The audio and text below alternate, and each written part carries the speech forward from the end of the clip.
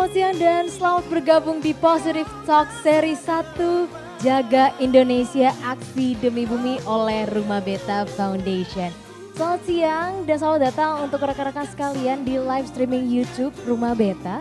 Dan pastinya juga saya ingin menyambut yang sudah join ya di live streaming YouTube-nya Rumah Beta. Ada dari Universitas Indonesia, teman-teman dari London School of Public Relations, terus juga ada teman-teman dari Institut Pertanian Bogor. Kemudian juga ada teman-teman dari Universitas Mercu Buana dan juga Universitas Pembangunan Jaya. Nah, untuk informasi ya teman-teman, walaupun kita di sini live semua tapi tetap juga menjaga protokol kesehatan seperti kita di sekitarnya kru-kru di sini memakai masker. Gak lupa juga untuk selalu memakai hand sanitizer dan menjaga jarak. Oh iya, sebelumnya perkenalkan dulu, nama saya Maike Angelika yang memandu acara Positive Talk seri 1 hari ini. Acara hari ini akan membahas mengenai circular economy, yaitu untuk solusi pengelolaan sampah yang berkelanjutan. Wah, kedengarannya berat tapi tenang, nanti akan dikemas dengan pastinya ringan yang pastinya juga bisa dimengerti oleh teman-teman sekalian ya. Dan nanti bakalan ada 3 topik yang dipilih secara khusus, yaitu untuk memberikan fakta-fakta seputar rantai kehidupan, plastik dan juga sampah kemasan plastik.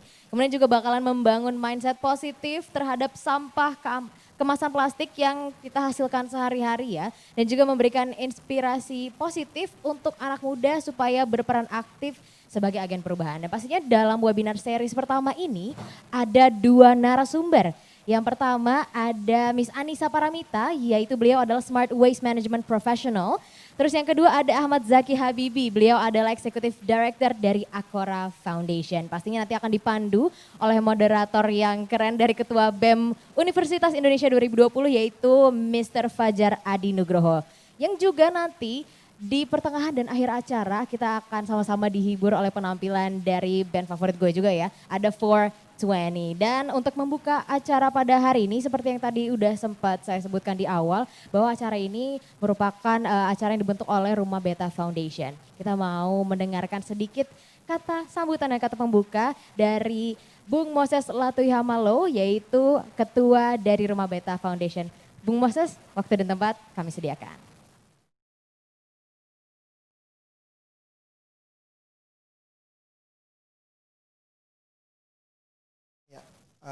Sebelumnya terima kasih banyak atas kehadiran semua yang ada di sini. 420 terima kasih banyak juga, dan memang dari Rumah Beta ini adalah legasinya Bung Glenn yang beliau visi misinya sudah bangun dari sebelumnya. Saya hanya di sini coba melanjutkan legasinya karena memang apa yang dia buat ini buat orang banyak terutama. Jadi memang melalui di mana ada biasa CSR, ini MSR. MSR adalah musik social responsible. Jadi melalui musik dia mencoba memang seperti sebelumnya bahwa memang dia sudah memberikan banyak sebagian dari hasilnya untuk social responsible dia jalani dari apa yang dia punya dulu.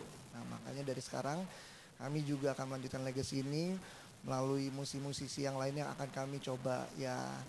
Memang tidak bisa sendiri, tapi ini adalah musisi-musisi tanah air yang akhirnya kegerakan ini, movement ini akan dibawa untuk Indonesia terutama. Untuk memberikan kontribusi yang baik bagi Indonesia melalui musik, di mana ada edukasi dan juga terhadap lingkungan. Makanya melalui acara yang sekarang pada kesempatan siang hari ini kita jalani, yaitu mengenai pengelolaan sampah. Nah ini akan seru banget hari ini sih, seru banget. Jadi terima kasih sekali lagi untuk semuanya yang sudah terlibat pada siang hari ini. Terima kasih banyak. Terima kasih Bung atas waktunya. Baik, kita akan melanjutkan ke acara selanjutnya. Sebelum kita masuk ke ngobrol-ngobrol dengan 3 topik yang tadi sudah disebutkan, kita ngobrol bentar kali ya ke barengan sama 420.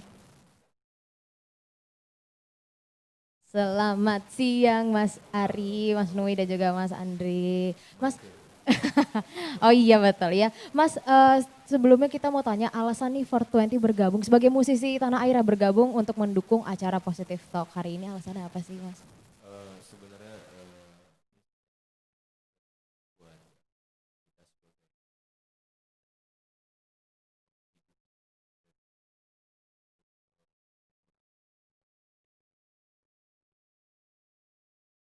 kan pribadi tinggal di Bandung dan di Bandung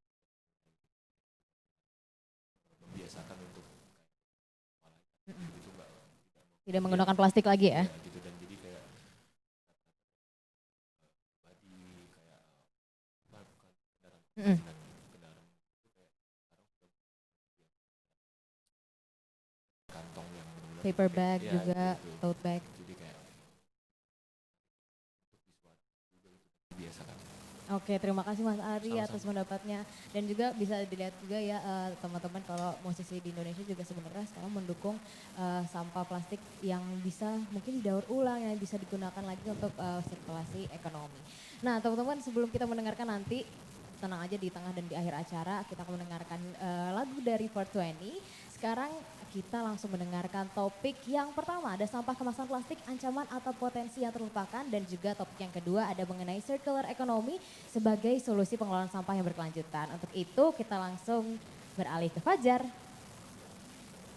Terima kasih Maika untuk pengantarnya. Selamat siang teman-teman semua. Perkenalkan nama saya Fajar Adi Nugroho, Ketua BEM UI 2020 yang pada siang hari ini akan menjadi moderator dari Positive Talk seri yang pertama, Aksi Demi Bumi. Jaga Indonesia, Aksi Demi Bumi. Dan di sini aku sudah ada dua pembicara yang luar biasa, Bang dan juga Mbak sekalian. Di sini ada Mbak Anissa Paramita. Halo Mbak. Halo Mas Fajar, apa kabar? Baik juga Mbak. Dan di sini juga ada Bang Zaki. Halo Bang, apa kabar Selamat Bang? siang, apa kabar? Siang. Sehat Bang, Alhamdulillah. Gimana lagi Bagus. COVID di sini? Kegiatan tetap lancar atau gimana? Ini kayak baru kedua kalinya pergi jarak jauh Oke. dari bulan Maret. Ini yang kedua kalinya. Bang Zaki gimana? Lumayan seru, banyak protokol ya yang mesti dipatuhin tadi. Nah iya, jadi buat teman-teman sekalian tadi udah dijelasin juga sama Maika kalau kita di sini walaupun live tapi kita menggunakan protokol kesehatan. Kita di depan nggak pakai masker tapi kru-kru di belakang pakai masker semua dan itu Mbak Nisa sama Bang Zaki juga duduknya berjarak. Dan kita di sini tadi sudah jelaskan akan bahas 3 topik. Dan topik yang pertama yang itu tentunya berkaitan dengan masalahnya dulu nih Abang Mbak sekalian. Kita membahas tentang sampahnya itu sendiri.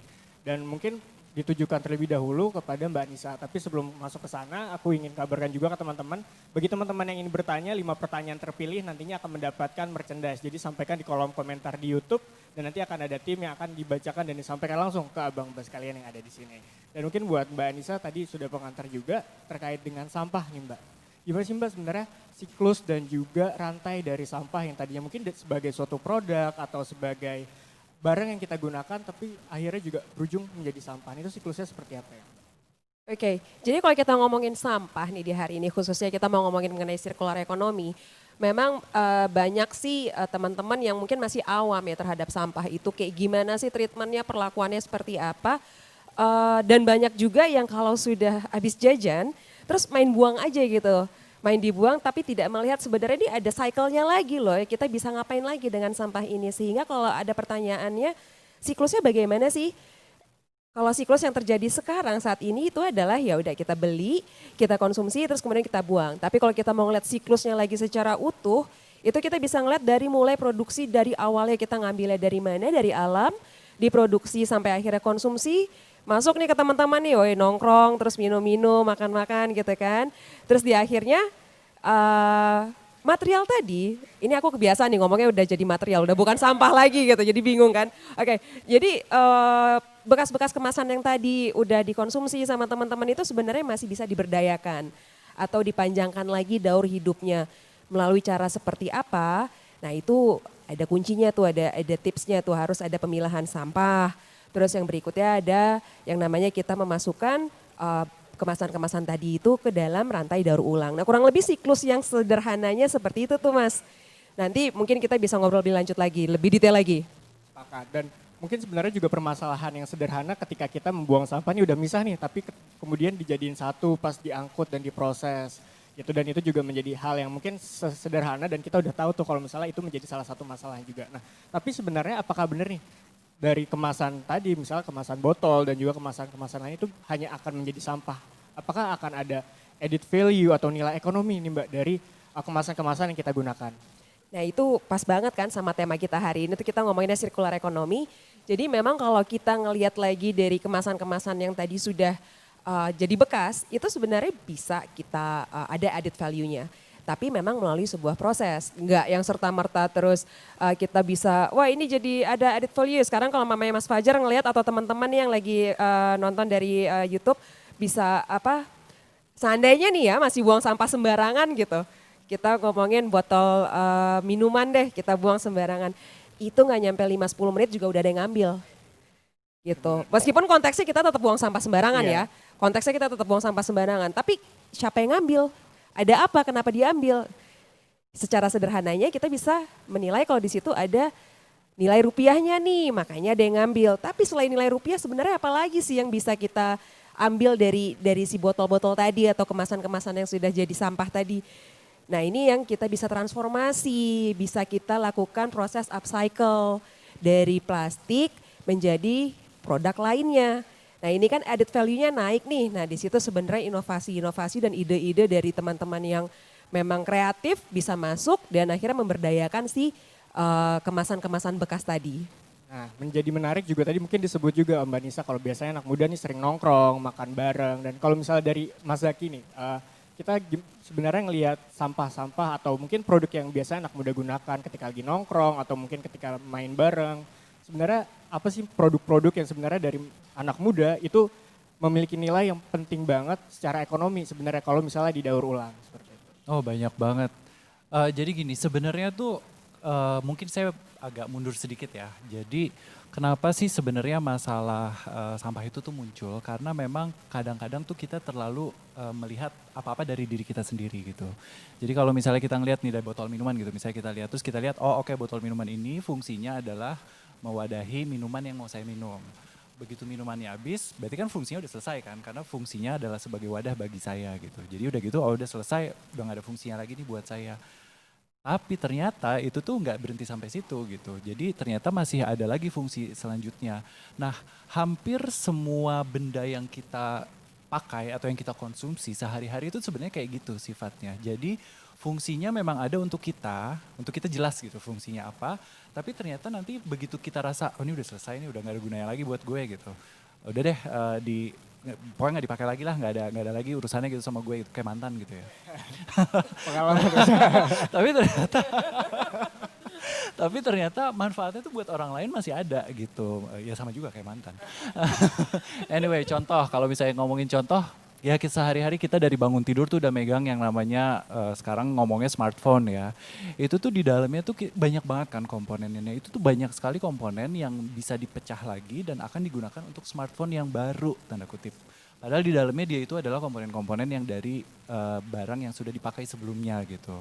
Jadi banyak banget. Ada misalnya kalau misalnya di rumah suka lempar-lemparan bantal. Kadang-kadang bantalnya tuh dalamnya ada yang namanya, oh itu brand ya. Pokoknya ada pengisinya tuh yang serat-serat. Kapuk, kapas ya, ya. serabut-serabut yang biasanya namanya bahannya polyester. Itu biasanya sebenarnya sebelumnya tuh bukan itu gitu wujudnya gitu. Jadi memang banyak banget gitu. Nanti ya kita bisa ngomong lebih lanjut lagi lah. Pasti. Dan kalau membahas tentang sampah berarti kita nggak bisa melihat satu konteks aja. Kita harus melihat konteksnya luas banget berarti ya. Apalagi untuk menjaga Indonesia kita ya anak muda atau ya sebenarnya semuanya sih untuk melakukan aksi demi bumi itu sendiri. Nah mungkin kita masuk nih ke topik yang tadi mungkin Mbak Anissa juga udah sempat mention terkait dengan circular economy. Nah ini menjadi menarik dan mungkin sebenarnya kurang familiar kali ya Mbak ya buat teman-teman anak muda yang biasanya mungkin ya udah kurang interest terkait dengan masalah karena kan masalah ini kompleks banget ya. Jadi nggak tahu nih mau mulainya dari mana gitu kan. Nah sebenarnya apa sih Mbak yang membedakan circular economy dengan tadi kebiasaan kita yang Mbak mention yaudah sekali pakai buang, sekali pakai udah gitu. Udah nggak kepake kayak yang tadi bisa disebut sebagai kayak misalnya mantan gitu kan. Gimana tuh Mbak pendapatnya? Itu mantan ada circular ekonominya nggak ya? Mungkin bisa nanti kita pikirkan tuh celah ya. Nah kalau circular ekonomi kita ngomongnya dari memang untuk di sampah ya. Apa sih yang membedakan circular ekonomi dengan ekonomi linear ya, maksudnya konsep linear tadi. Aku udah singgung di awal bahwasanya kalau sebelumnya atau yang umum terjadi adalah kita hanya melakukan sebuah proses produksi kemudian konsumsi dan akhirnya kita buang. Tapi pada saat kita ngomongin circular ekonomi itu adalah seperti kata sirkularnya itu sendiri. Sebuah sirkuler atau lingkaran sirkulasi di mana suatu barang dari proses awal, proses pertama sampai akhirnya itu dia tetap memiliki daya atau tetap memiliki value, tetap memiliki nilai. Nah bagaimana kita bisa melakukannya. Nah, sebenarnya nanti ada kayaknya sini pertanyaannya nih. Aku yakin nih dari Pas Fajar udah ada pertanyaannya. Sebenarnya siapa sih yang harusnya melakukan ini Udah gitu siap, ya? udah listing sebenarnya. Udah list ya. Tapi bisa kita aku bisa kasih sneak peek di awal bahwa saya gimana sih terus gimana caranya gue bisa berperan dalam sirkular ekonomi nih? Ribet banget sih dengar sirkular ekonominya udah ribet banget gitu. Itu maksudnya apa, manfaatnya buat gue apa gitu. Kadang-kadang kan kita nanya kayak gitu. Bahkan sesederhana nanya manfaatnya buat gue nggak buang sampah sembarangan tuh apa?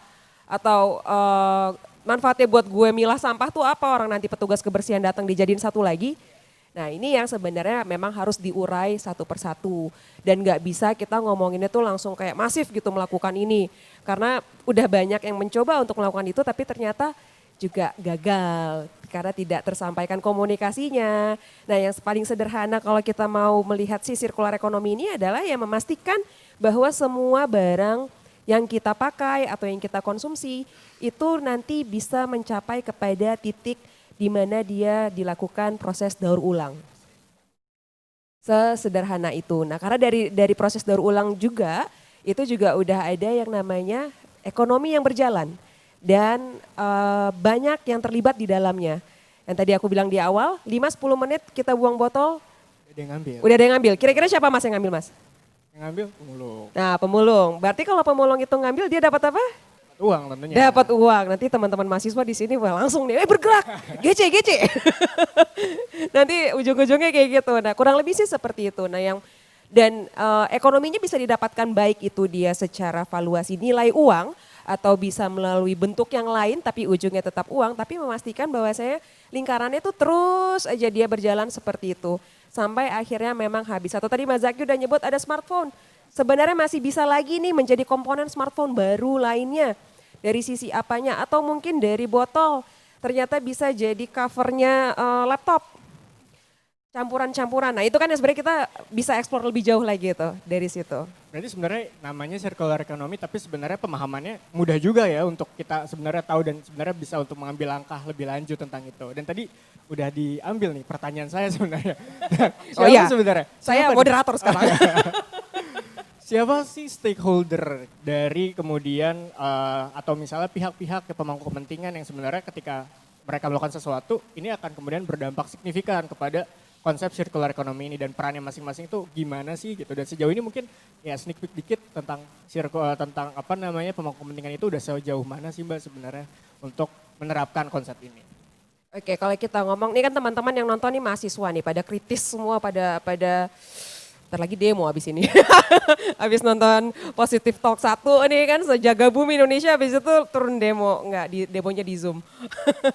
Jadi kalau kita mau melihat siapa aja sih stakeholdersnya, terus kondisinya udah sejauh apa sih di Indonesia. Kalau aku selalu berpikir kita nggak bisa membebankan masalah sampah ini hanya ke satu pihak saja. Pakat. Ada pihak yang, oh ini salahnya pemerintah. Ada beberapa atau ada elemen masyarakat yang bilang, oh ini salahnya perusahaan. Pokoknya main tunjuk hidung tapi hanya satu pihak aja. Nah kalau aku melihatnya nggak bisa, ini tuh kerjasama kita bersama. Kita harus gotong royong, memang masing-masing mungkin punya kesalahan. Tapi masing-masing itu kan bisa berkomunikasi, berkoordinasi untuk kita harus ngapain nih. Kayak gitu, masyarakat harus ngapain. Kadang-kadang masyarakat kan kadang suka enak juga ya main tunjuk hidung. Ini pemerintah nih. Apalagi di media sosial gitu Iya, ya. apalagi di media sosial tuh. Waduh, kalau udah keluar Kurang edukasi kalau kurang edukasi. Kalau orang yayasan ngomongnya gitu. Oh, kurang edukasi. Berarti Angkora bisa nanti memberikan edukasi nanti. Nanti Angkora bisa memberikan edukasi ekstra. Jadi kalau mamanya ada masyarakat yang bilang pemerintah, ada yang bilang perusahaan, tapi ada yang juga dia lupa sebagai masyarakat, sebagai komunitas bahwasanya ya coba udah gak buang sampah sembarangan belum? Nah itu ada juga yang kayak gitu. Pemerintah itu fungsinya adalah sebagai regulator dan fasilitator. Di sini memang harusnya peran terkuatnya ada di situ. Cuman kan gak bisa jalan sendiri. Harus tetap kita dorong, harus tetap kita bantu. Dan perusahaan-perusahaan juga ikut. Gimana nih caranya nih supaya bisa kita bisa tetap lestari. Nah itu ikut dalam program yang memang dibuat bersama atau mengikuti peraturan yang sudah dibuat oleh pemerintah. Dan masyarakat perannya juga sederhana sebenarnya. Ya jangan buang sampah sembarangan gitu loh. Peraturannya udah jelas.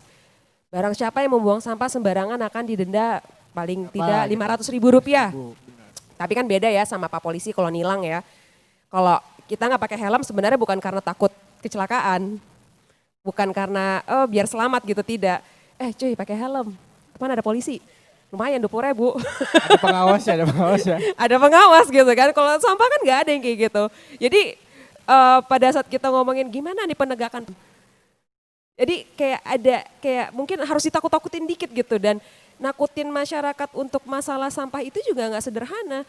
Kalau dibilang, oh nanti Bantar Gebang penuh, jauh rumah gue dari Bantar Gebang. Padahal udah numpuk banget itu ya, udah Itu berhektar-hektar. dia.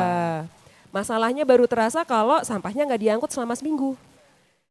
Ketika kena sendiri baru ngerasain. Baru masalahnya. terasa, tapi kalau umpamanya enggak, ya udah nggak ada masalah. Cuman ya balik lagi, siapa sih yang harusnya berperan? Semuanya harus berperan. Sekecil apapun itu kita bisa ikut berperan dan saling menularkan positif tadi, kegiatan positif tadi kepada orang lainnya supaya lama-lama akhirnya jadi gulungan kan. Jadi akhirnya nyampe nih yang tadinya katanya pemerintah gak denger, bisa jadi dengar kan karena bagus nih si RW sini udah ngelaksanain. Iya, nah kalau misalnya dari Mas Zaki sendiri ada tambahan nggak tuh Mas terkait dengan peran pihak-pihak yang terlibat, dan mungkin tadi udah seperti mention dan ditekenin juga kalau kita semua tuh bisa untuk terlibat secara konkret gitu dan jangan avoid. Bahwa ya kadang-kadang kalau misalnya kita di lembaga edukasi kayak kurang teriak apalagi gitu loh kita tentang masalah ayo dong pisahin dong sampahnya gitu. Tapi ntar ada yang bilang enggak kok kita udah misahin tapi ternyata diangkutnya dicampur lagi, berarti bukan salahnya edukasi lagi gitu. Jadi maksudnya ya pada akhirnya kalau dari saya sih ya udah kita benar-benar lihat kita tuh mengemban tanggung jawab apa sih, karena setiap komponen tuh pasti punya tanggung jawab dan itu yang harus kita ambil gitu. Jadi misalnya tadi Nisa bilang pemerintah regulator, terus misalnya saya tadi lembaga edukasi itu ya memberi edukasi lah yang baik, meningkatkan akses ketersediaan informasi yang tepat. Kalau misalnya ada sesuatu isu yang harus diluruskan kita bisa ikut ambil bagian gitu.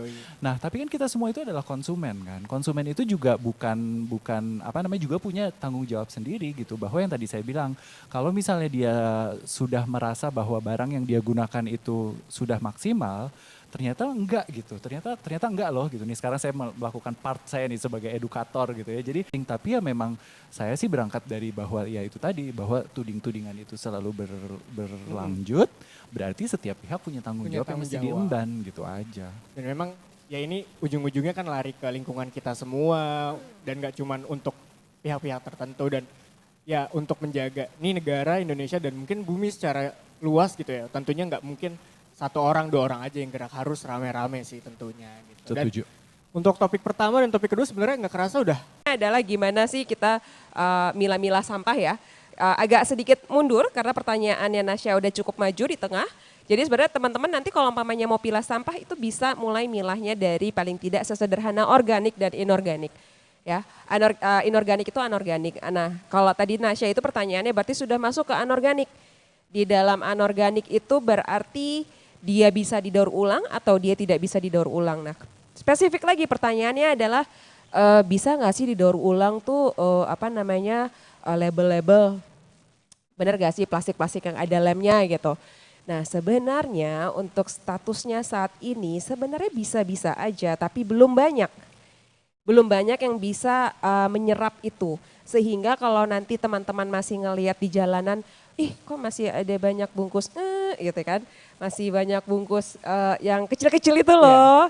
Bungkus yang kecil-kecil itu yang makanan ringan atau apa gitu berceceran. Ya karena memang masih belum banyak teknologinya yang bisa melakukan daur ulang terhadap kemasan-kemasan seperti itu. Meski demikian sebenarnya sudah ada tapi masih agak sedikit biayanya masih agak tinggi, dan juga yang jadi masalah di Indonesia ini adalah bukan gimana cara daur ulangnya. Gimana cara ngumpulinnya kalau buang sampah aja belum pada tempatnya. Atau buang sampahnya aja belum dipilah. Nah itu yang sebenarnya jadi poin utamanya kita nih. Jangan ngomongin daur ulangnya dulu deh di ujung deh. Ngumpulin barang aja udah susah. Atau bisa dibilang kita rebutan. Gitu aja. Tapi kalau teman-teman nanti mau udah milah sampai sedetail itu ya. Sampai ada lemnya nih, ada label, ada apa. Kumpulin aja dulu, nanti akan diinformasikan berikutnya bisa dikirim kemana. Soalnya lagi dikembangkan juga sama teman-teman. Tapi berarti lagi on proses kan? Lagi on proses. Lagi komit untuk itu. Iya. Oke. Dan ini lanjut juga untuk pertanyaan yang kedua, mungkin masih ke Mbak Nisa di sini. Aduh aku laku. Ibu dosen emang. Oh gitu ya. Ini dari Ainayah ini. Sejauh ini gimana sih pengurangan sampah plastik terutama sedotan gitu, dan kira-kira masih ada nggak sih tempat-tempat yang masih pakai sedotan? Karena kan banyak kali kita udah mau pesen minum, oh udah nggak ada sedotannya nih gitu. Jadi sebenarnya sudah sejauh apa sih dampak pengurangan sampah sedotan itu ke tadi permasalahan sampah yang ada? Oke, kita pernah bahas sedotan ya waktu itu ya? Pernah gak sih? Pernah ya. Jadi sebenarnya kita kalau nanya gimana sih dampak pengurangan dari penggunaan sedotan? Sebenarnya banyak sudah tempat makan, kafe-kafe atau restoran yang sudah tidak memakai sedotan plastik. Tapi beberapa mengubahnya jadi sedotan kertas. Yang mana tetap jadi sampah. Alangkah baiknya kalau bisa ya udah nggak usah pakai sedotan aja, atau mungkin cukup pada beberapa kategori minuman yang emang harus pakai sedotan, kayak mungkin harus minum boba gitu kan, kayak pop susu gak enak gitu, maksudnya mau minum boba pakai sendok ya kan. Nah, jadi sejauh apa sebenarnya kalau secara data ini kebetulan temanku juga nggak bergerak di pengurangan sedotan sih, jadi ada malah adanya di pengurangan kantong plastik. Tapi kurang lebih kita ngelihatnya sama lah ya. Inisiatif yang diambil oleh industri food and beverage di Indonesia sekarang ini sudah bergerak ke arah pengurangan sedotan. Kita udah lihat di beberapa fast food chain sudah tidak pakai lagi. Banyak konsumen yang nanyain atau banyak yang ngebully juga di media sosial, katanya udah belanja jajan gak dikasih sedotan. Gimana sih? Kan jadi kayak kita level kesadarannya ternyata gapnya besar banget gitu ya. Ada yang harusnya berperan juga sebenarnya. Iya, itu harusnya ikut berperan juga. Jadi ada yang bodoh amat, mungkin dia pikir oh udah nggak ada sedotan, oh ya udah gitu, tanpa mengerti makna di balik itu. Ada juga yang udah ngelihatnya, bagus nggak pakai sedotan, berarti ikut menyelamatkan lingkungan. Berarti kita ngurang-ngurangin sampah plastik. Atau ada yang malah ngomel, kan gue udah bayar pajak, kenapa nggak dapat sedotan? Ada juga yang kayak gitu. Tapi so far selama ini even beberapa gerai kopi juga udah mulai ngurangin tapi masih pakai sedotan kertas. Baik untuk diapresiasi, tapi mudah-mudahan ke depannya kita bisa lebih bijak lagi dalam menggunakan apapun itu. Siap. Nah ini pertanyaan terakhir untuk topik yang pertama dan kedua ini. Dan dalam rangka untuk menjaga Indonesia nih, ASI Demi Bumi. Ada pertanyaan dari Gerald Bagus dari BMU, ini teman saya sendiri kayaknya. Kamu kasih apa dia suruh nanya? Sebenarnya seberapa siap Indonesia dalam menjalankan circular economy dan kira-kira hal apa yang menghambat pelaksanaan itu? Dan mungkin kali ini aku persilakan kepada Mas Zaki untuk menjawab. Ya Mas Zaki aja. Oke, circular economy itu sebetulnya kalau misalnya ditanya kesiapannya sih gerakannya udah ada. Jadi maksudnya dari sisi pemerintah itu sudah mulai keluar regulasi-regulasi yang mendorong itu. Kemudian juga dari sisi kerjasama dengan negara-negara lain yang sudah lebih maju ya, yang sudah lebih jelas lah konsepnya, itu sudah ada gerakan-gerakan ke arah situ. Sekarang memang benar-benar satu lagi dari produsen-produsen. Jadi kayak misalnya industri besar itu juga sudah memiliki kesadaran ke arah situ, karena selain kalau misalnya mereka berasal dari luar negeri yang memiliki kebijakan untuk desain produknya lebih sirkular, terus kayak mereka juga menetapkan bahwa kita harus bisa nih mengambil lagi yang sudah dipakai, yang selesai dipakai itu. Jadi sudah ada gerakan-gerakan itu. Masyarakat juga sudah mulai ada nih gerakan-gerakan ke arah situ. Jadi sebenarnya sih kalau misalnya melihat kesiapan, kalau dari sisi semangat itu udah ada, udah tinggi lah. Kita maksudnya sebagai bangsa pasti waktu itu cukup thanksin juga kan waktu ngelihat terbanyak di laut. Masih tahu? Masih tahu dong. Angkatan aku masih tahu thanksin. Masih tahu. Malu. Oke, siap, lanjut. Ya waktu nongol tuh kayak terbanyak di lautnya Indonesia gitu kan, sampahnya apa segala macam. Jadi kayak yang wah yang bener aja nih gitu. Kalau gitu kita harus melakukan sesuatu. Nah itu tuh dalam 1-2 tahun terakhir ini saya ngelihat pesat sekali tuh perkembangannya. Bahkan bisa saya bilang sebelum mungkin pandemi ini jadi kata yang paling sering muncul di media saat ini, mungkin sebelum ini adalah sampah gitu. Karena everybody's talking about it gitu. Jadi dari sisi kesiapan secara semangat udah ada. Sekarang tinggal gimana kita menggelontorkan apa ya, maksudnya Langkah betul. nyata. Yes, langkah nyatanya tuh apa gitu. Semangatnya udah ada nih, udah anak-anak muda udah siap kok gitu. Semua yang punya kepentingan juga udah mau bergerak gitu. Nah, sekarang tinggal gimana nih kita bisa menemukan cara supaya semuanya tuh bisa gandeng tangan untuk kolaborasi untuk melakukan sesuatu gitu. Nah, itu dia, sepakat. Dan kalau misalnya aku coba recap lagi dari tadi masalah yang sebenarnya kompleks, sebenarnya kalau kita urain satu-satu gitu, sebenarnya kita bisa ngelakuin hal yang paling sederhana dan tadi kita nggak bisa untuk terus-terusan pointing someone, menunjuk orang karena lagi-lagi ini bumi kita, siapa lagi kalau bukan diri sendiri juga yang ikutan gitu kan. Apalagi kalau misalnya anak muda ya gampang lah buat ngajak orang temen nongkrong terus ngomongin kita bisa apa gitu kan. Semangatnya masih ada kan tadi kayak gitu. Dan terima kasih buat teman-teman yang udah nanya dan Abang Bay yang udah jawab juga, tanggapannya keren-keren banget. Tadi ada kata-kata yang mungkin sebenarnya masih familiar juga sih, Mbak. Sebenarnya orang thanksin gitu-gitu. Maaf ya langsung kelihatan kan. Gak apa-apa. Kita ngebahas konteks lain juga tapi gak apa-apa. Biar kita lebih enak juga diskusinya dan semakin teman-teman juga semakin enak juga dengerinnya gitu kan. Kayaknya di rumah juga mereka pada tiduran gitu sambil dengerin, tapi gak apa-apa, yang penting materinya sampai, pesannya sampai, dan itu juga yang kita tuju di diskusi siang hari ini. Dan untuk teman-teman yang masih mau tanya lebih lanjut, teman-teman bisa melalui komentar di IG di @rumahbeta_foundation. Dan mungkin sebelum kita masuk kepada topik selanjutnya, kita akan menyaksikan performance terlebih dahulu yang mungkin nanti akan dipandu oleh Maike sebagai host. Silakan Maike. Terima kasih Fajar, tadi udah berbincang banyak banget sama Mbak Anissa dan juga Mas Zaki tentang pengelolaan sampah plastik. Nah, buat tadi teman-teman yang terpilih 3 pertanyaan bakalan mendapatkan merchandise spesial. Yang pertama dapat t-shirt. Nah, tapi t-shirtnya ini berbeda. T-shirtnya terbuat dari botol PET. Dan ini memang full di recycle dari botol PET. Bahannya enak banget dan adem. Dan yang kedua juga nanti teman-teman akan mendapatkan yang bertanya tadi ya. Mendapatkan tas, wah tasnya keren banget ya, dari Coca-Cola. Dan ini juga terbuat dari botol PET. Dan ini 100% from PET bottle. Keren banget ya. Buat tadi teman-teman yang terpilih 3 pertanyaan bisa langsung DM aja ke Instagram @rumahbeta_foundation. Tapi sebelum kita dengerin 420 yang sudah bersiap-siap di sebelah saya, mau ngobrol dikit kali ya, Mas Ari ngobrol lagi ya Mas. Halo. Mas tadi topik pertama kedengarannya cukup berat ya, circle ekonomi, tapi ujung-ujungnya adalah mengelola sampah plastik untuk menjadi lebih berguna lagi. Ya. Nah kalau menurut Mas Ari dan juga 420 sebagai public figure, sebagai musisi dan juga masyarakat, menurut Mas circle ekonomi ini bisa jadi solusi nggak sih untuk mengelola sampah plastik? Pastilah, pasti. Dan ya mungkin kita sudah mulai untuk kebetulan di rumah tanteku tuh udah mulai yang kayak di tong sampahnya tuh sudah ada yang kalau plastik ini pilih-pilih ya. Dipisah-pisah ya antar Dipisah-pisahin kategori plastiknya. Gitu. Jadi kayak dan aku juga baru tahu dari dia kalau bahwasanya itu tuh bisa didaur ulang segala macam gitu. Jadi kayak dan aku sih pengen sih nerapin gitu. Dan kebetulan Nui udah mulai memilih-milih sampah, kebetulan dia sampah masyarakat juga kan.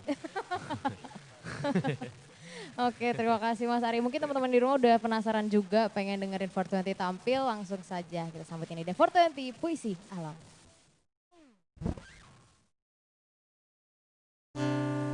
Lagu ini menceritakan tentang kesederhanaan bisa membawa kebahagiaan. Makanya buminya dijaga, dikurangin penggunaan plastiknya, kalau bisa jangan digunakan. Puisi Alam.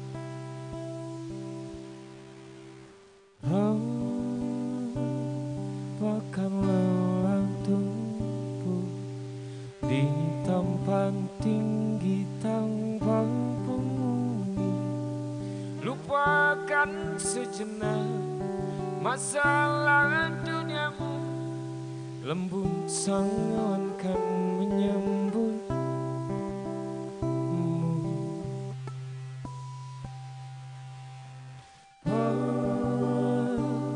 Mimpiku berangkat di tempat indah yang tak terjamah.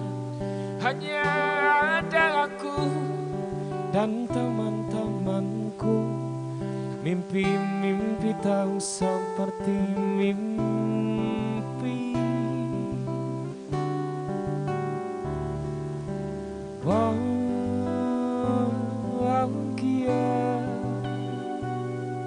Bahagia ku cukup sederhana, tak terhingga. Sekalipun harta dan tahta tak sanggup membayangnya.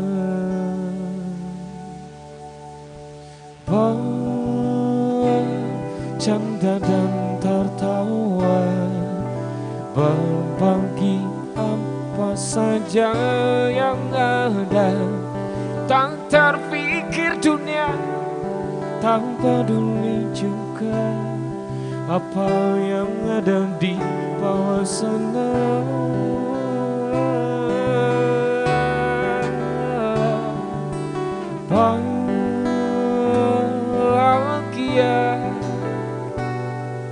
Bahagia ku cukup sederhana, tak terhingga. Sekalipun harta dan tahta,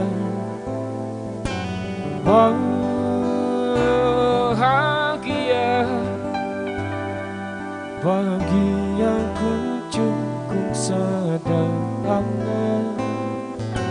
tak terhingga. Sekalipun harta dan tahta tak sanggup membayangnya.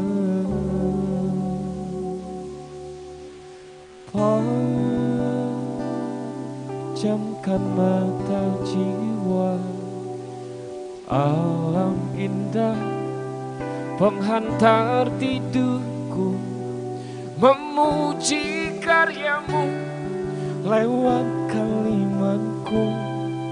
Dengarkanlah puisi alamku, dengarkanlah puisi alamku.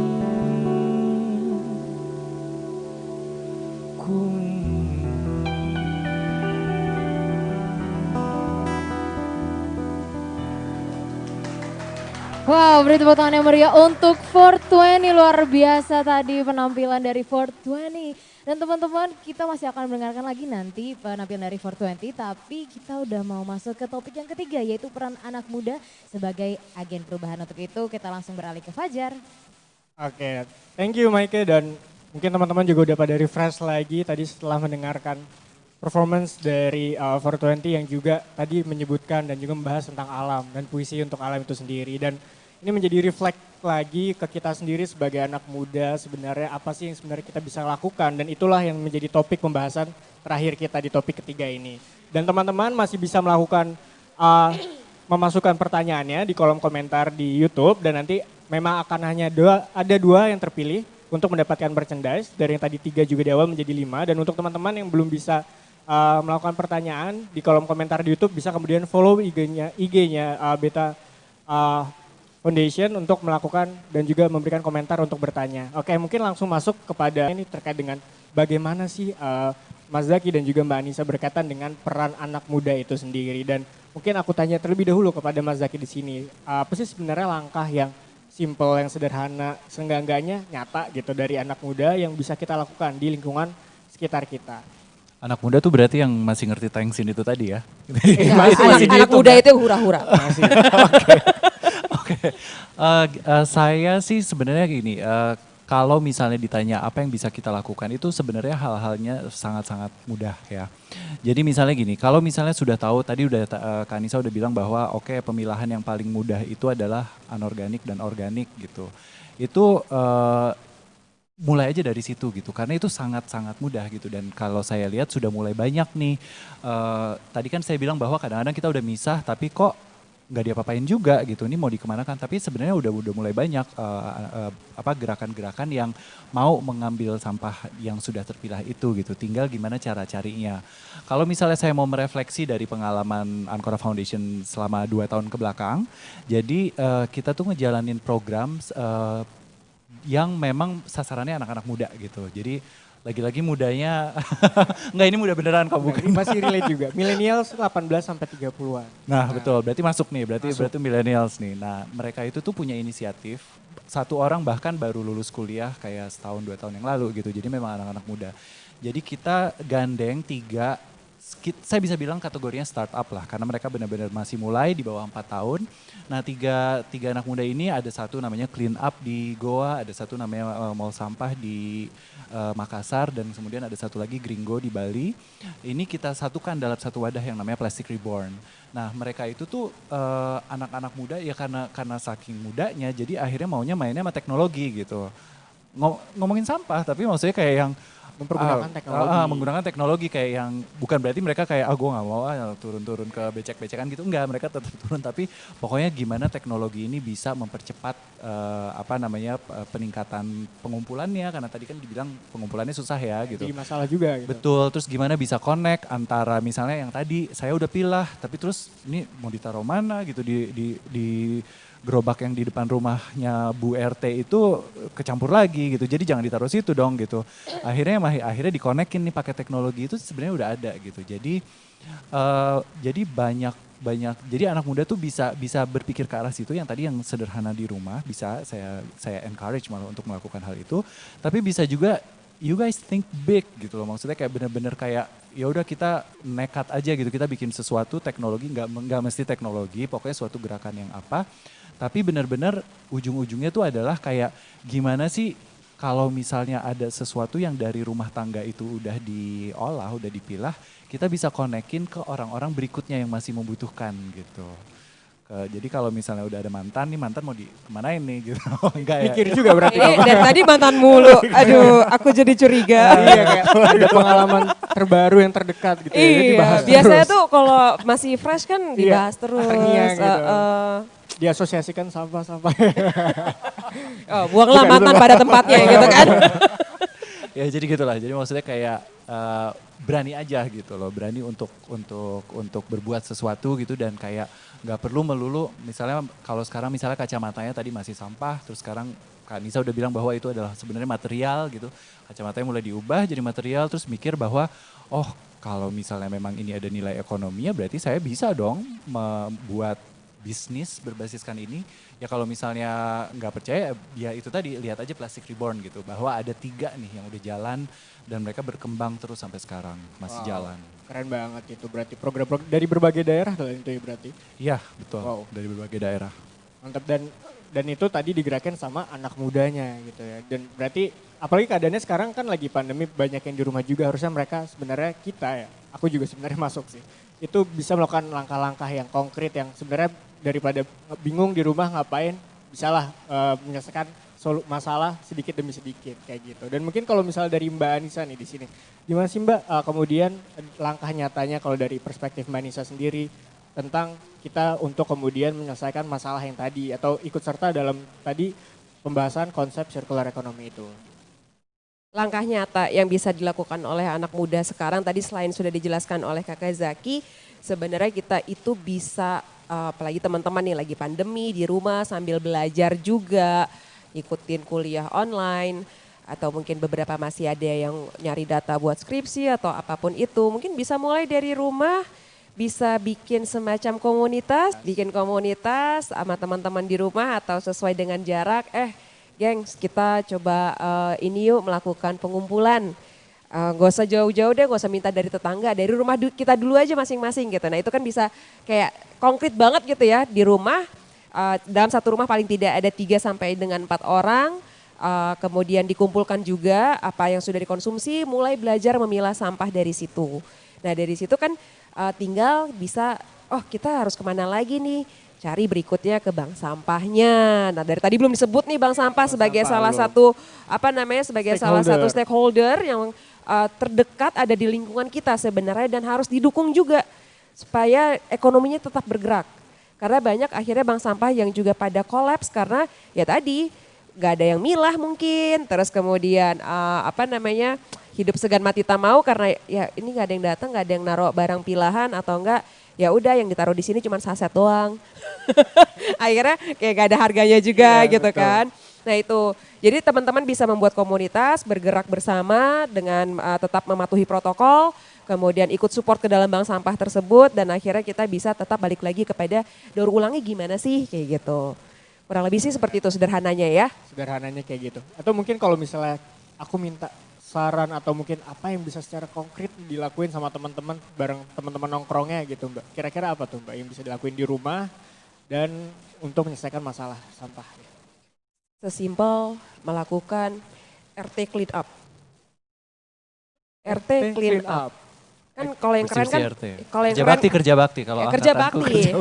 Gue kan tadi saya mau mengkritisi tadi, bukan millennials, Bo. Ini generation term ini harus dipakai secara seksama dan detail. Teman-teman sekarang ini masuknya Gen Z, bukan millennials. Lu millennials ngaku aja. Masih masuk millennials. Masih. Aku masih millennial. Jadi bisa melakukan clean up sih, clean up. Maksudnya kalau kita nanya konkret nih yang bisa yang weekend besok ngapain? Nggak pakai pikir panjang, nggak apa ya itu tadi clean up, kerja bakti, gotong royong. Ayo beberes, selokannya bersih apa enggak. Gak usah mikir pilahnya dulu deh, bebersih lingkungannya dulu. Sebenarnya lingkungan kita udah bersih apa belum? Nanti kalau kita udah masuk ke situ, kelihatan oh lingkungan kita ternyata jorok, masih banyak yang buang sampah sembarangan. Bersihin aja dulu, jangan ngomel dulu. Gitu, jadi paling gampang tuh kita tunjukin dulu apa yang harus dilakukan oleh orang lain. Sehingga ketika orang lain melihat, mudah untuk ditiru. Itu cara paling sederhana. Benar. Gitu, jadi jangan expect orang untuk melakukan sesuatu kalau kita nggak bisa memberikan contoh yang baik. Jadi sebenarnya yang salah itu bukan pengikutnya, tapi orang yang memberikan contoh di awal. Maunya dia memberikan contoh apa nih, positif atau negatif? Tergantung followers ya kan? Tergantung followers. Kalau lakuin hal yang salah, oh ada pembenaran. Iya, kan bukan dari gue itu, gue ngeliat kok ke situ gitu. Jadi kita sebagai nggak mesti menjadi seorang pemimpin atau public figure atau apapun itu, kita tetap harus memberikan contoh yang baik supaya ketika orang lain melihat ditiru, terus menulari yang lainnya lagi secara positif. Benar, dan tadi menarik tentang gimana kita melihat masalah. Jangan emosi duluan gitu ngeliat masalah. Lihat dulu masalahnya apa yang bisa dilakuin dan fokus kepada masalah. Karena kan kalau misalnya sekarang tendensinya banyak, aduh masalah ribet banget, sesimpel misalnya macet gitu kan. Aduh macet terus ngomel-ngomel sendiri di dalam mobil atau di kendaraan gitu kan. Padahal gimana ya biar gak macet itu yang secara clear harus dilihat masalahnya. Iya. Kayak gitu. Dan sekarang aku udah ngumpulin lagi 2 pertanyaan dari teman-teman. 2 pertanyaan aja cukup dari teman-teman yang dia nonton di YouTube di sini berkaitan dengan topik kita yang terakhir ini. Dan kalau misalnya pertanyaannya di sini adalah dari Radite. Mungkin ini bisa dijawab dari Mas Zaki terlebih dahulu. Inspirasi apa sih yang bisa didapatkan oleh mahasiswa untuk melakukan dan mendorong pelaksanaan circular economy? Ini lagi nyari inspirasi nih dia sebenarnya. Tambahan untuk bisa gerak gitu. Oke. Mungkin gini, circular economy itu kan mungkin dianggap sebagai konsep yang cukup rumit. Saya nggak bilang bahwa itu adalah konsep yang sederhana, tapi maksudnya memang adalah konsep yang harus dipelajari gitu. Tapi circular economy itu tuh sangat erat kaitannya dengan kehidupan sosial kita sebetulnya. Jadi karena tadi kita sempat sebut-sebut stakeholders, jadi stakeholdersnya tuh ada dari yang orang-orang berjas dan berdasi dan kece-kece gitu. Tapi ada juga orang-orang yang di jalanan yang kerjaannya adalah mengumpulkan barang-barang yang sudah dibuang oleh orang lain gitu. Bisa dibayangkan kan gimana diverse segmennya banget. Betul, diverse-nya segmennya itu. Nah, inspirasinya justru saya lihat kita bisa lihat tuh dari orang-orang yang benar-benar melakukan pekerjaan itu gitu. Maksudnya bagaimana mereka benar-benar bisa mengumpulkan dan kemudian membuat circular economy itu berjalan gitu. Jadi sebenarnya kalau saya sih ngelihatnya bahwa banyak sekali orang yang akhirnya bergantung gitu terhadap sistem ini gitu ya. Kita bisa bilang lah mungkin ada orang yang sebutnya pemulung. Kalau di Makassar karena saya tadi kerjaannya itu ada di Makassar menyebutnya patimbang-timbang gitu. Jadi justru inspirasi, kalau saya ke lapangan tuh justru saya mendapatkan inspirasi itu sering dari mereka gitu. Kayak bilang bahwa oh ya ampun ini kemarin gue habis beli minum terus kayak yang lupakan lah gitu ya. lupakanlah. Udahan. udahan lah gitu. Tapi ternyata sama mereka tuh masih dicari-cari gitu, dikumpulin, dibersihin kadang-kadang, dipilah lagi kadang sampai benar-benar layak lagi gitu. Jadi kan kayak yang wow, ini benar-benar orang yang perlu kita kasih apresiasi justru gitu. Jadi makanya saya pikir sih kalau misalnya mencari inspirasi adalah bahwa faktanya itu circular economy itu benar-benar kata kuncinya tuh selain circular ya ekonomi gitu. Bahwa ini tuh membawa nilai ekonomi bagi banyak orang gitu. Dan kadang-kadang orang itu yang justru sehari-hari kita lupakan gitu. Dan apalagi namanya juga jaga Indonesia gitu ya, bukan jaga diri sendiri atau jaga keluarga gitu, jaga Indonesia dan aksi demi bumi. Nah, terima kasih Mas Zaki untuk tanggapan dan ini lanjut ke Mbak Nisa. Pertanyaan dari Nita Putri Damayanti. Halo para pembicara, aku mau nanya, sebagai anak muda kan pasti selalu pengen sesuatu yang kekinian. Nah, ketika melakukan hal-hal yang kekinian kadang suka acuh tak acuh terhadap permasalahan lingkungan. Nah, gimana sih caranya kita berpikir mengenai hal tersebut gitu. Pengen kekinian tapi melupain permasalahan lingkungan. Kayak gitu. Nah, tanggapan Mbak Nisa terkait dengan hal itu gimana? Ini topiknya agak antropologi, psikologi nih. Kenapa jadi geser ya? Kita ngomongin sampah terus harus mempelajari bagaimana sikap gitu. Karena terlalu luas juga. Ya. Apa namanya tuh permasalahan lingkungan, pihak yang terlibat juga banyak. Ya, Gitu. gimana caranya kalau mau tetap trendy, ngikutin tren sekarang ini tapi juga tetap bisa tahu batasannya sejauh apa.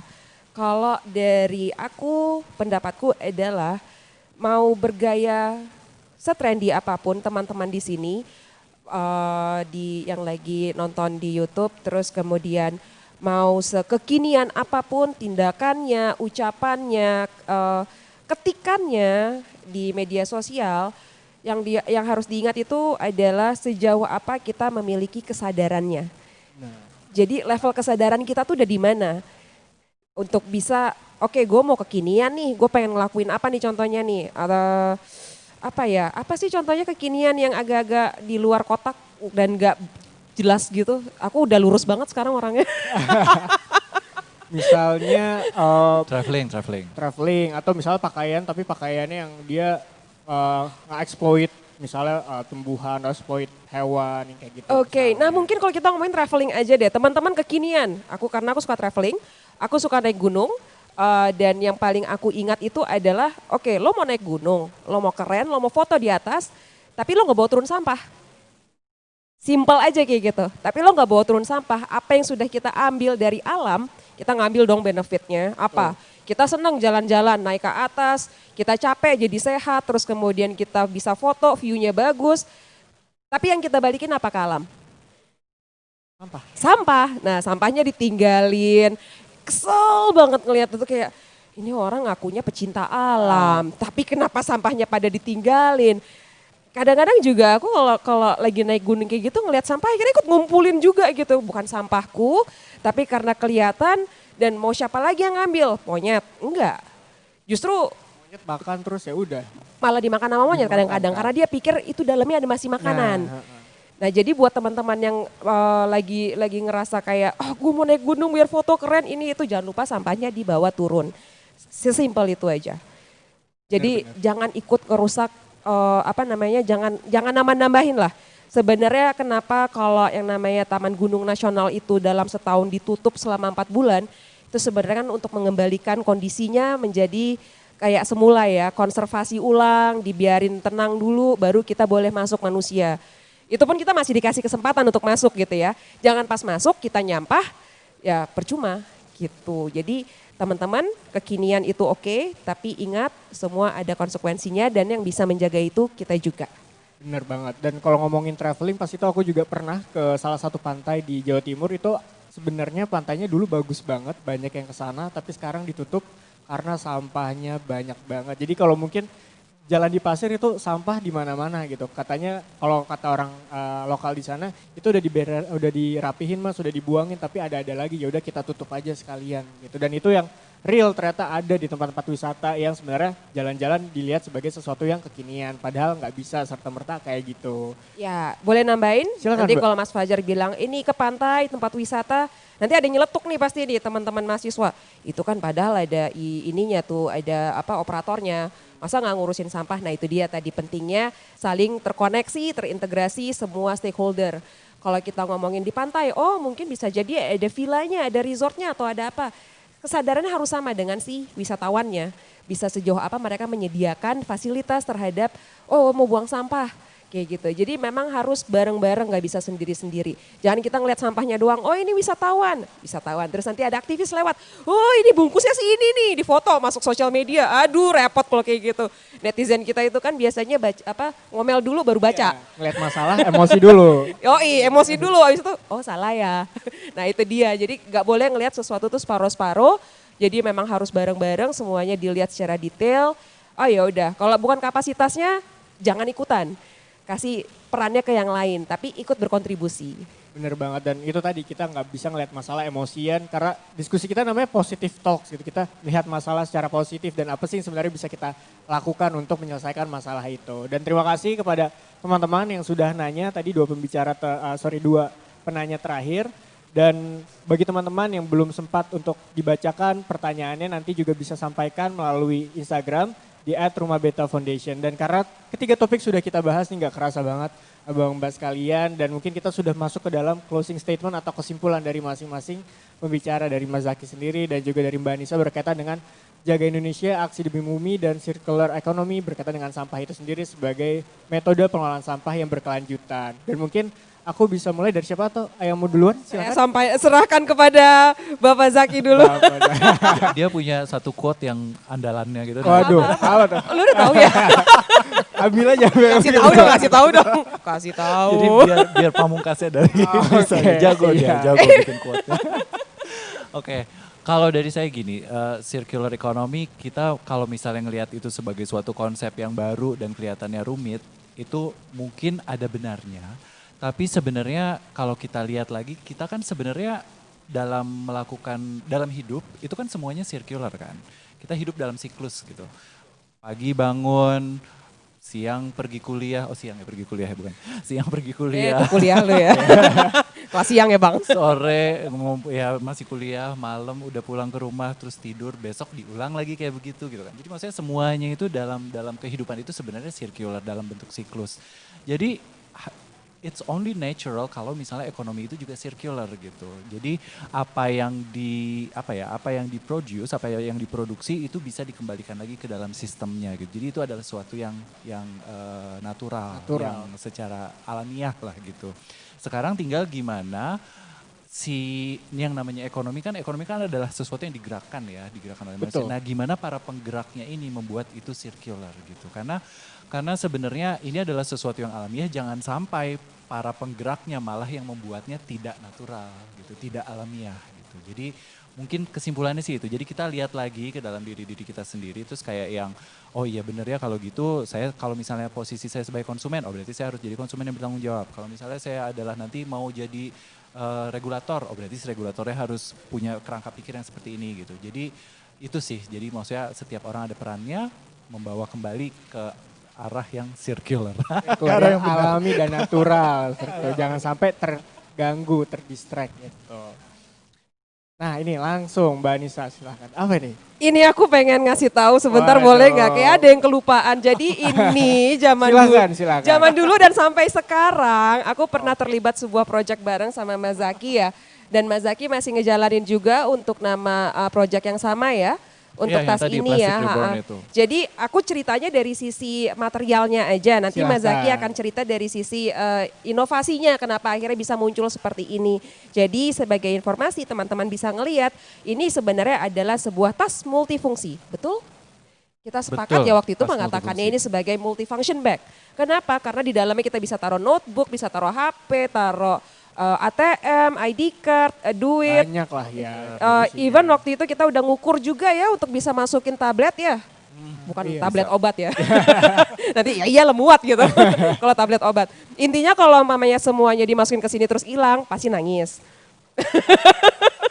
Nah, tapi yang menarik adalah ini materialnya dibuat, sebagian dari tas ini materialnya tuh dibuat dari material daur ulang, khususnya dari plastik PET.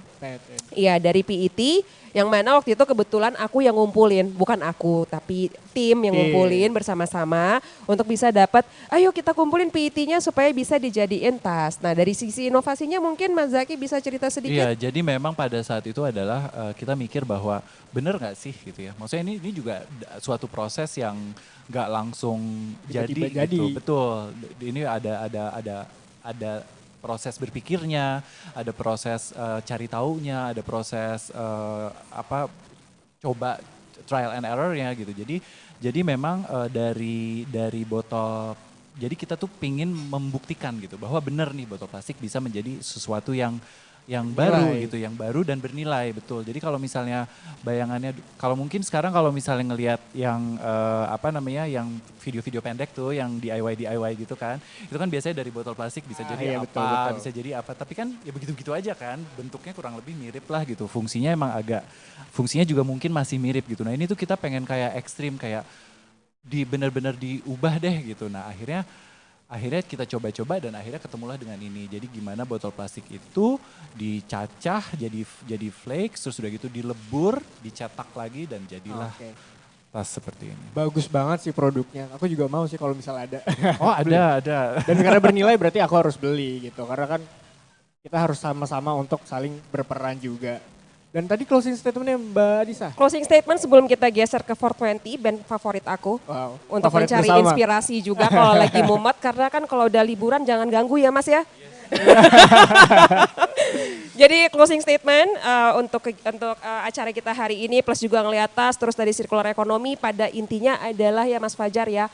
Ini jargon aku kalau kata Mas Zaki. Wow. Waste is not waste until it's wasted. Wow, mantap Nanti sekali. coba di Google Translate aja kalau nggak Grammarly ya teman-teman. Semua Boleh. pada paham lah, Pasti pada paham ya. Tadi kayak sebenarnya ya intinya adalah kayak waste is not waste until it's wasted. Sama kayak mantan juga. Bisa jadi buat kita udah nggak bermanfaat tapi buat yang lain masih. Betul. Gitu ya. Ada manfaatnya untuk orang lain. Siap. Ya, terima kasih kepada Mas Zaki dan juga Mbak Anissa atas waktunya dan juga kesempatannya kita bisa sharing-sharing terkait dengan tadi skema circular economy dan juga topik yang sekarang Jaga Indonesia Aksi Demi Bumi. Singkatnya dari aku terkait dengan hal ini, bumi tidak bisa menjaga dirinya, butuh orang lain, butuh kita semua untuk menjaganya. Terima kasih untuk teman-teman yang sudah menonton diskusi Positive Talks kita yang pertama. Selamat menempuh dan juga selamat melakukan aktivitas lainnya. Aku kembalikan lagi ke Maiska. Terima kasih Fajar dan tadi keren banget ya perbincangan di topik ketiga yang terakhir adalah peran dari anak muda sebagai agen perubahan ya. Dan juga mungkin ya diharapkan juga untuk teman-teman yang telah mendengarkan tadi topik 1, 2 dan juga ketiga punya mindset baru. Ketika ngeliat sampah plastik itu mindsetnya adalah punya value, punya nilai, terus juga punya nilai ekonomi yang pastinya juga bisa membawa nilai yang menguntungkan untuk orang lain pastinya. Dan juga anak muda bisa nih tadi sempat di-mention juga oleh Mbak Anissa, bisa memulai langkah-langkah yang udah lebih konkret, yang lebih jelas untuk membantu juga pengelolaan sampah plastik di dunia. Dan teman-teman sebelum kita mendengarkan dua lagu terakhir dari 420, aku juga ingin menginformasikan bahwa nanti akan ada Positive Talk kedua dan ketiga di September minggu kedua. Dan pasti nanti akan ada bintang tamu yang juga keren, pastinya Q&A yang ada hadiahnya lebih keren lagi juga ada. Nanti tinggal cek aja informasinya di Instagram @rumahbeta_foundation. Dan sekali lagi saya juga ingin mengucapkan terima kasih kepada Bung Moses sebagai Ketua Rumah Beta Foundation, Ibu Anissa Paramita, Bapak Ahmad Zaki, kemudian juga Fajar Adi Nugroho sebagai moderator hari ini, kepada juga hari ini musisi kita 420, kemudian viewers dari Universitas Indonesia dan juga dari London School of Public Relations, Institut Pertanian Bogor, Universitas Mercubuana, Universitas Pembangunan Jaya dan juga pastinya penonton lainnya. Terima kasih kepada Rumah Beta Foundation dan juga yang terakhir Coca-Cola Foundation Indonesia. Dan untuk itu mari kita sambut yang meriah sekali lagi untuk 420.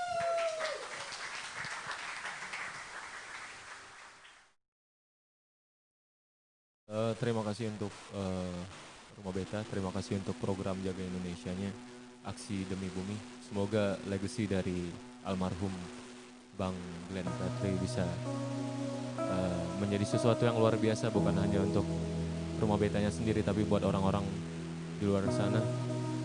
Dan lagu ini khusus untuk almarhum Bang Glenn. Semoga selalu diberikan ketenangan dan yang baik-baik di atas sana. Aku tenang.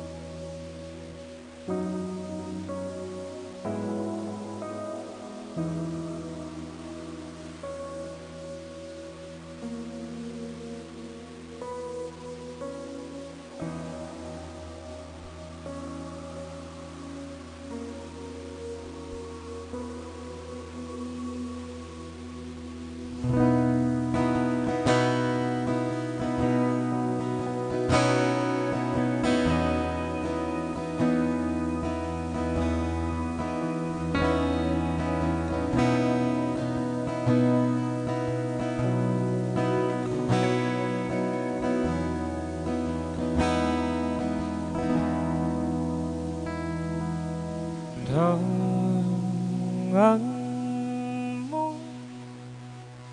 tanah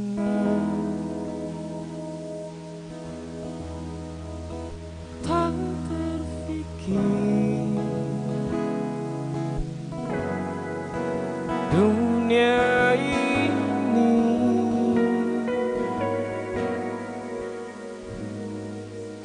karenamu tanah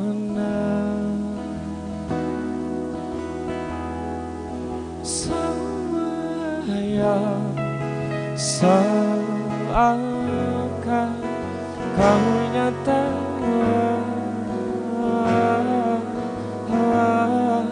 berlari-lari di taman mimpiku, imajinasi telah menghanyutkanku, mimpiku sempurna tak seperti orang biasa.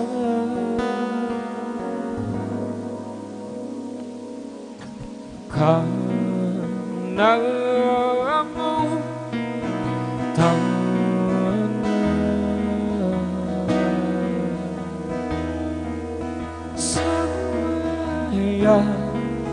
seakan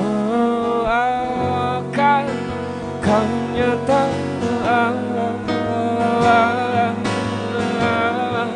berlari-lari di taman mimpiku, imajinasi telah menghanyutkanku, mimpiku sempurna tak seperti orang biasa.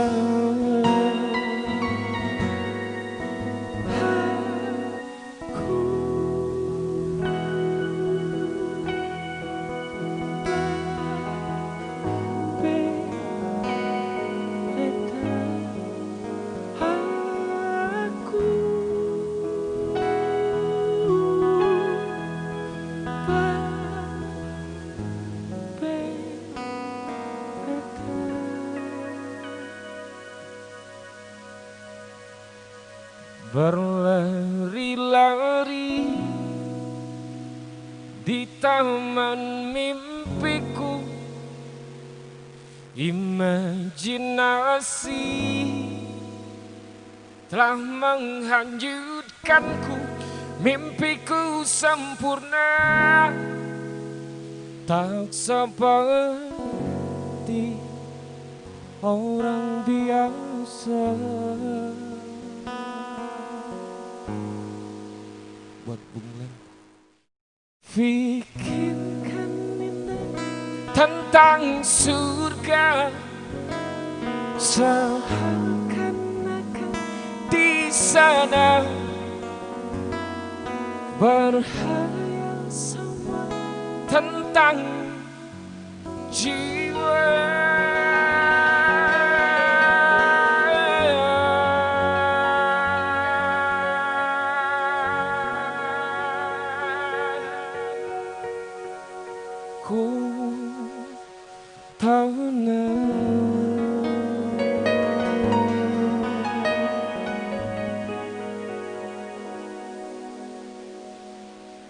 kopi dulu boleh ya?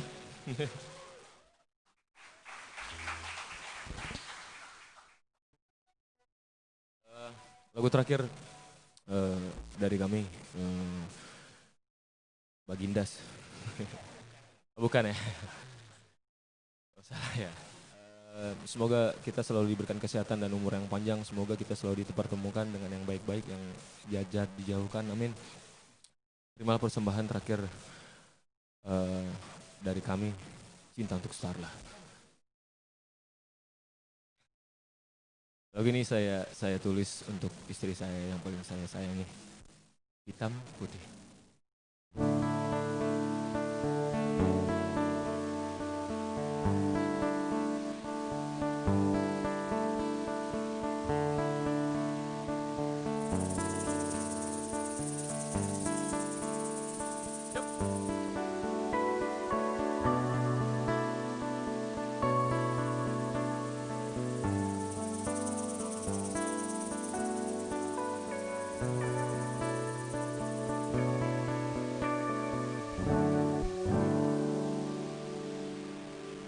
Bagai langit dan bumi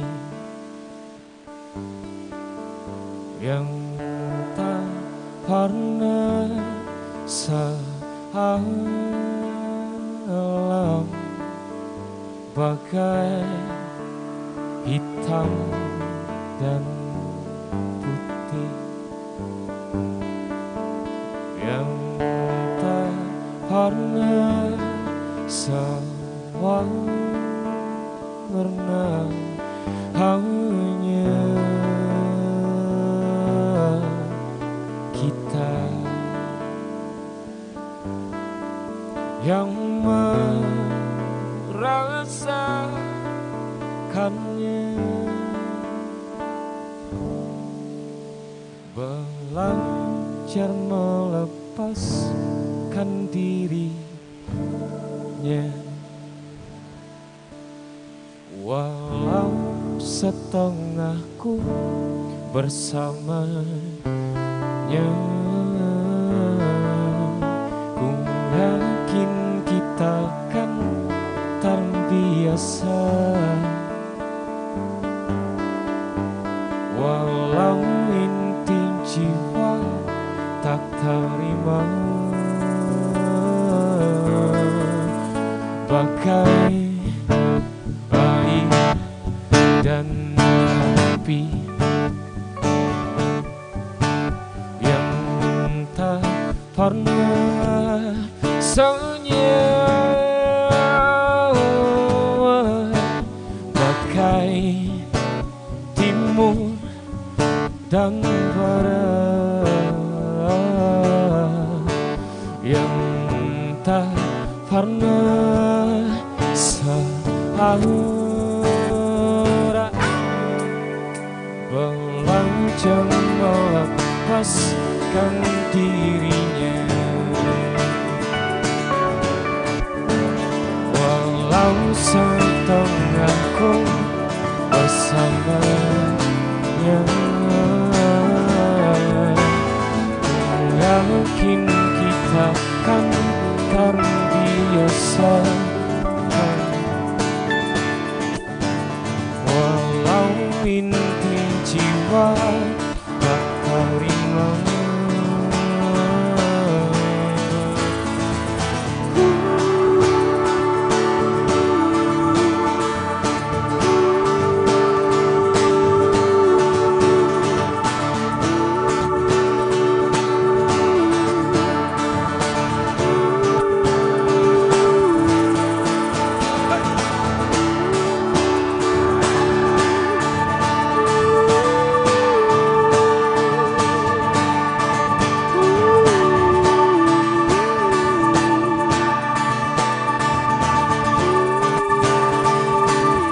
Mungkin yang di rumah ada yang tahu kan? Belajar melepaskan dirinya,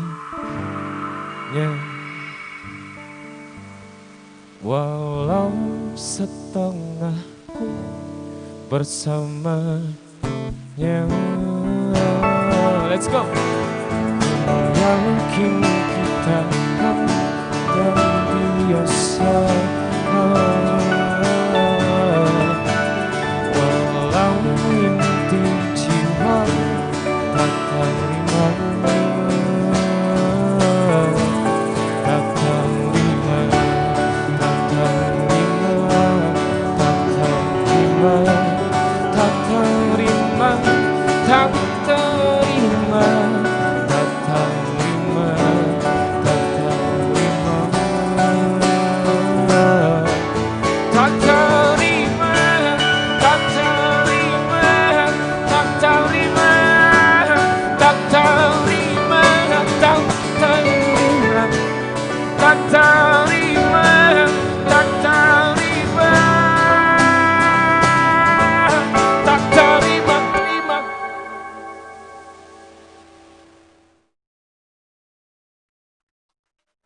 Terima kasih.